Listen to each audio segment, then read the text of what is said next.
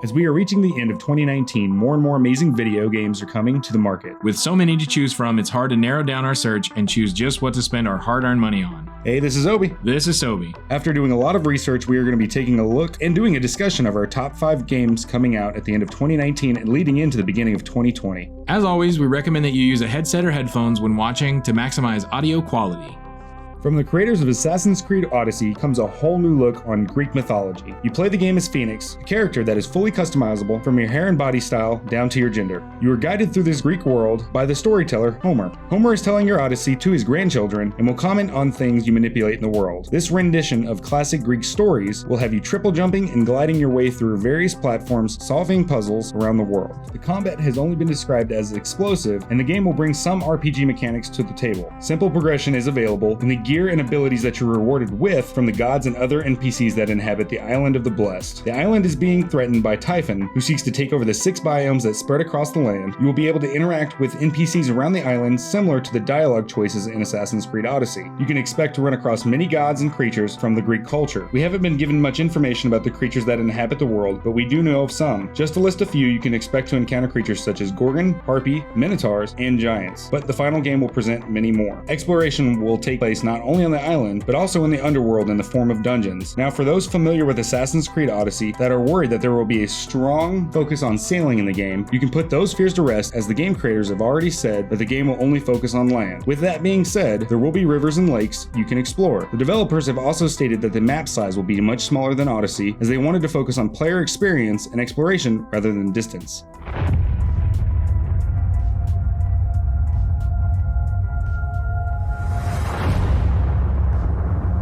It's been 15 years since the fall. The city is a corpse, and we are the worms. We burrow in it,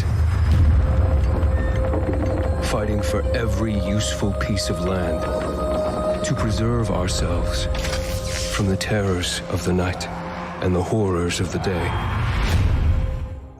Dying Light 2 is a big one on our list of games that we are excited for. The original Dying Light brought us a new and creative installment in the oversaturated zombie market. Its free running and quick gameplay kept us on the edge of our seats, especially with Nightfall. With a new installment coming in spring of 2020, we are extremely excited for a new zombie adventure. The game developers have added some amazing and exciting new twists on what made the first title so appealing. Dying Light 2 offers a sprawling city map 4 times as large as the first game. The city is divided into 7 different regions with its own governing powers. Techland has stated that there will be no loading screens between different parts of the city. You will need to increase your parkour and melee skills to survive in this zombie-infested playground. You play as Aiden Caldwell, a newly introduced citizen who is infected with the plague. You will need to keep an eye on your infection meter as you make your way through the city. If your infection becomes too great, this may hinder your progress. Another new feature is a stamina meter and will change how you move throughout this vertical sandbox. As you play through the game, your stamina will increase, and so will your knowledge of being a free runner, as there is twice as many parkour moves in this rendition. However, free running is not the only mechanic getting an overhaul. Many that played the first game have complained that the melee combat was a little weak, as you were limited to only swinging your weapon. Combat is a big focus in this title, not only with the infected, but also with the human NPCs. You can now mix parkour with combat to gain the upper hand against your foe. A big step in this series is the new choice mechanic. You will be offered many choices as you play the game. These choices will not only impact you, but also the city and the citizens as well. We are told that some choices are so big that they can even shut down parts of the map or open new parts with new threats. Choices will be time sensitive, so you will need to use deductive and quick reasoning when making your choices. With that being said, Techland will also be adding in new infected that will stand in the way of finding a cure for Aiden. We don't have much information about the new infected yet, as the developers haven't revealed this to us. Some features will return to us, such as weapon modding, but will be more complex. The grappling hook also returns with a new way to use it. You can swing from building to building and also use the hook to manipulate the environment, giving you the upper hand in combat. Weapons still break, so you will be on the constant lookout for bigger and better resources. You are also given a new UV flashlight that has to be aimed, but can help you in overwhelming situations either at night or in dark zones.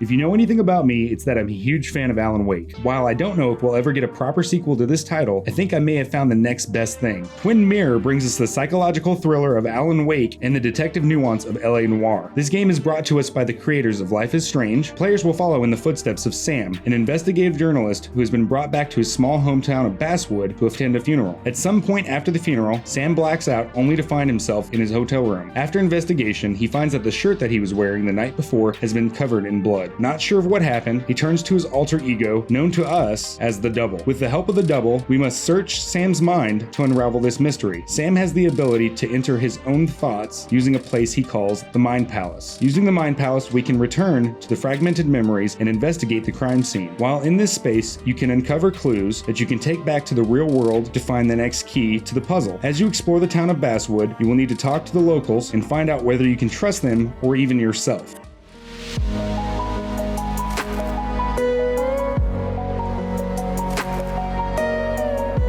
From the creators of Fallout 1 and 2 and Fallout New Vegas, we get a whole new perspective on the first-person RPG. If you're a fan of the early Fallout series, then this game is for you. The game takes place on the edge of our own galaxy, but in a distant time. Your character, who you create and name, has been in cryosleep for the last 70 years. After waking, you find that the worlds that you are about to become very familiar with have been taken over by mega corporations. What to do next with the information you have been given is ultimately left to you. Choice is going to be a big part of the narrative in this colorful title. The choices that you make will have short, mid, and long-term effects that you will experience as you create your own story. This game will take you to multiple planets and space stations using a ship and a crew that you will build. The game does offer perks in the same fashion as most RPG games. However, you will be offered what is called flaws. Flaws will hinder certain aspects of gameplay, such as a permanent concussion. While this may seem bad, for every flaw you will be given an extra perk point to invest in a massive skill line. Flaws will change not only the dialogue choices you are presented with, but also change the outlook of your companions. Speaking of companions, you are able to recruit many followers, but are only able to bring 2 of them with you at a time to the field. Your followers offer different outlooks on various situations you will come across in the outer worlds. While you can take up to 2 companions with you, the game does not force you to do so. The choice is yours. You can be a solo player if you choose. With that being said, the game is a single player title only, and the developers have no intentions of adding co-op to the game. The game perspective is first person only. The developers have said that the game will not feature any crafting, but you will have the ability to mod your weapons and armor. These mods will give you a boost in certain tactical situations, such as fighting a robot with electrical damage. Speaking of tactical situations, the game does offer something called tactical time dilation. This is similar to the VAT system in Fallout, but will work differently and can give you the upper hand by slowing time down. One thing to remember when picking up this title is that this is your story. Your choices matter in the outer worlds, and you will be able to side with different factions. You do have a reputation meter based on your decisions, and this can change the outlook of a situation, whether it be story or dialogue progression. Wasn't always like this.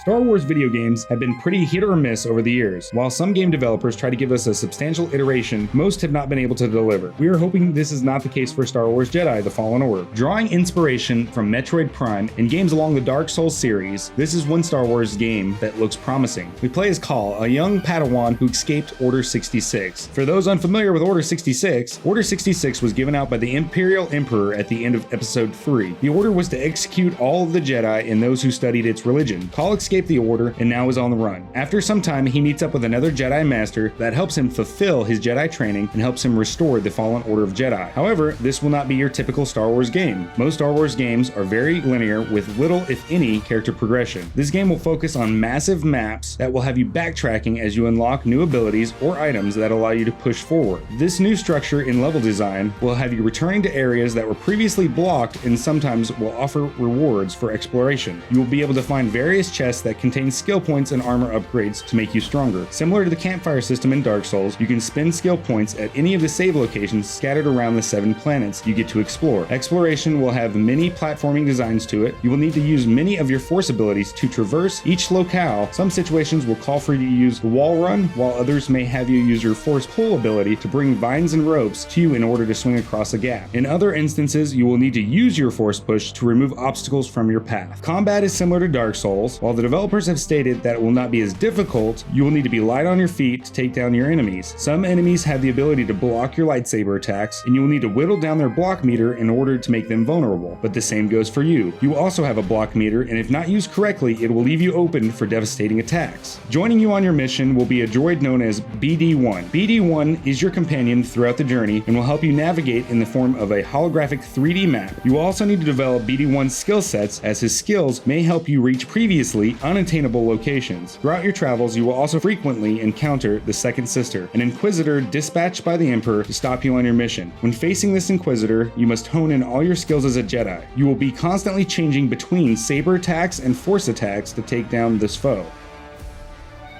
As each day passes and we step closer to the release of these games, our excitement builds. We hope that each game turns out as good as we have pictured them. With that being said, these are our top 5 games that we're excited for at the end of 2019 going into 2020. Okay, so we want to know, what games are you excited for? List your top 5 games down in the comments section below. Do you agree with our list? Please let us know. We always look forward to your comments. Also, if you have yet to do so, please leave a like and don't forget to subscribe. It helps our channel reach a broader audience and we really appreciate it. And don't forget, you can follow us on Twitter by clicking the link in the description below. Until next time, this is Obi. This is Sobi. Signing out. See you guys next time.